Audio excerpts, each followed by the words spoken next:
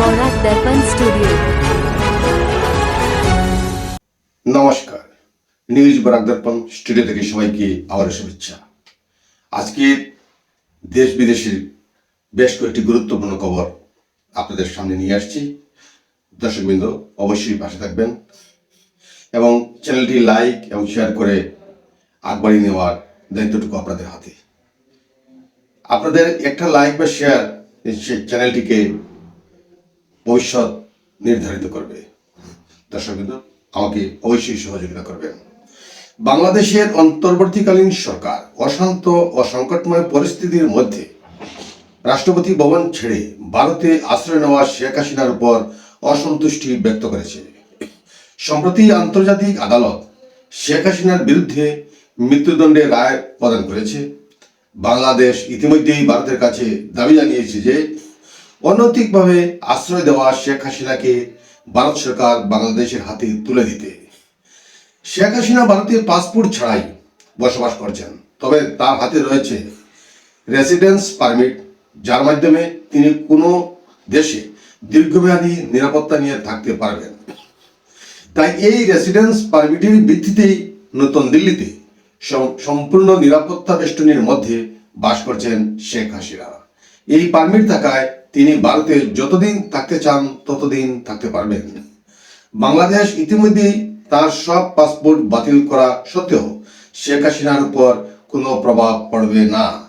এদিকে বাংলাদেশ শেখ হাসিনার প্রত্যর্পণ ইস্যুতে ভারতের উপর চাপ সৃষ্টি করেছে, তবে ভারত এখনো পর্যন্ত এই বিষয়ে বাংলাদেশের কোনো অনুরোধ গ্রহণ করেনি। কূটনৈতিক বিশেষজ্ঞদের মতে শেখ হাসিনা ভারতে থাকা পর্যন্ত মৃত্যুদণ্ডের মতো আদেশ কোনো প্রভাব ফেলতে পারবে না। ট্রাম্প প্রশাসনের সাথে চলতে থাকা শুল্ক বিবাদের মধ্যেই ভারত পেয়েছে নতুন সুখবর। আমেরিকা $93 বিলিয়ন অর্থাৎ ভারতীয় মুদ্রায় প্রায় 775 কোটি টাকার উন্নত অস্ত্র বিক্রির অনুমোদন দিয়েছে আমেরিকা ট্রাম্প প্রশাসন। এই চুক্তির মাধ্যমে ভারতীয় সেনা দুটি অত্যাধুনিক অস্ত্র ব্যবস্থা পাবে: জেভেলিন অ্যান্টি ট্যাঙ্ক মিসাইল এবং Excalibur precision guided artillery round. Javelin ক্ষেপণাস্ত্রকে বিশ্বের অন্যতম কার্যকর অ্যান্টি ট্যাঙ্ক মিসাইল ব্যবস্থা হিসাবে গণ্য করা হয়। প্রায় 4 কিলোমিটার পাল্লার সঙ্গে এটি ট্যাঙ্কের বিরুদ্ধে 90%-এরও বেশি সফল আঘাত করতে সক্ষম।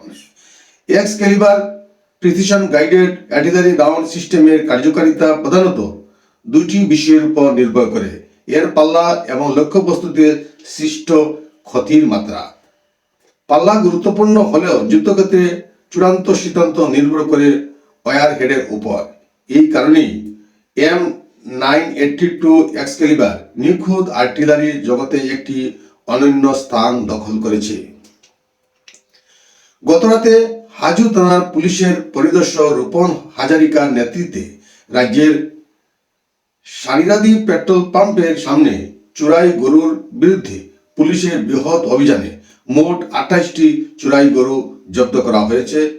3টি গাড়িতে করে মেঘালয়ের দিকে নিয়ে যাওয়ার সময় গরুগুলিকে আটক করে পুলিশ প্রশাসন। চোরাই গাড়িসহ মোট 5 জন ব্যক্তিকে আটক করা হয়েছে। বরপেটার মাঝদিয়া এবং কুকারপাড়ের বাসিন্দা মাফিজ ভুইয়া এবং কুকুয়ালি নামের 2 গরু মাফিয়া জড়িত থাকার সন্দেহ করছে হাজু পুলিশ।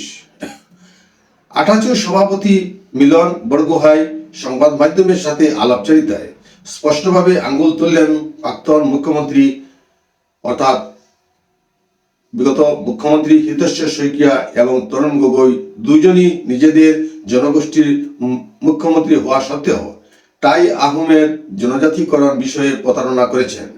উভয়ের সদিচ্ছার অভাবে এমনকি কেন্দ্রীয় সরকারের সঙ্গেও বিষয়টি নিয়ে আলোচনা করেননি। আজ তাদেরকে রাস্তায় আন্দোলনে নামতে হচ্ছে। তাদের পূর্ণ আস্থা রয়েছে আসামের দক্ষ মুখ্যমন্ত্রী ডক্টর হেমন্ত বিশ্ব শর্মার উপর।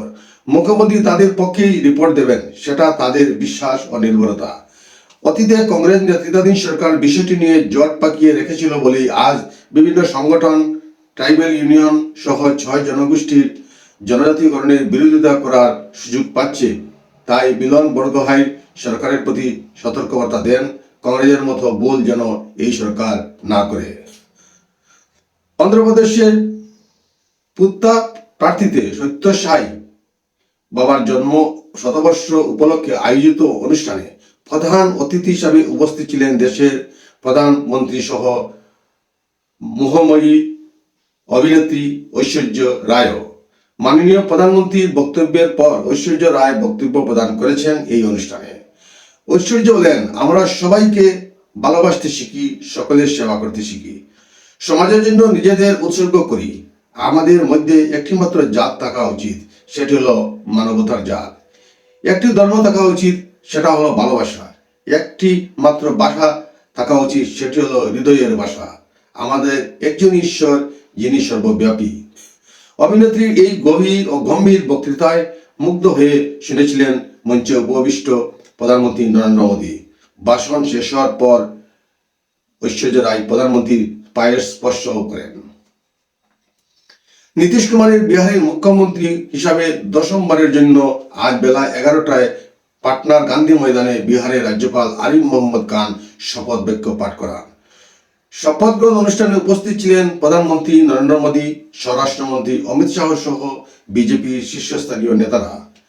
নীতিশ ছাড়াও মন্ত্রী হিসাবে শপথ নেন 25 জন বিধায়ক।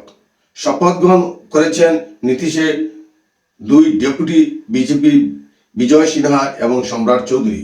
সূত্রের খবর, এবারও এই দুজনকে মুখ্যমন্ত্রী করা হচ্ছে। আজকের প্রতিবেদনে এখানেই সংক্ষিপ্ত বিরতি টানছি। সবাইকে শুভ সন্ধ্যা জানিয়ে বিদায় নিচ্ছি। নমস্কার। न्यूज़ बौरा दर्पण स्टूडियो।